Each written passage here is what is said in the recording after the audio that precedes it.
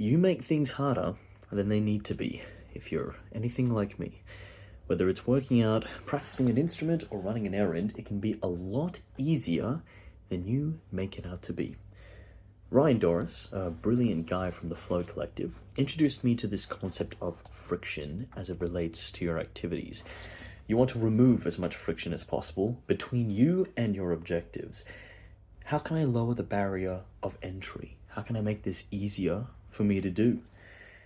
When we consult our ideals and conjure pictures of success in whatever domain that may be, they are inevitably out of reach. If they were within reach, it would simply be an option, not an ideal. And options, however, do bring us toward the ideal. So, for every ideal that you have, jot it down.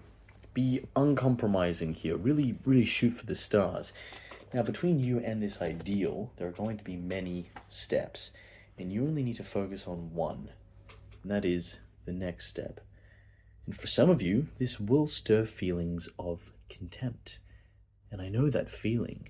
This next step, in the face of your ideal, seems so insignificant and maybe even below you. And for some, the fact of its insignificance means you turn that contempt toward yourself.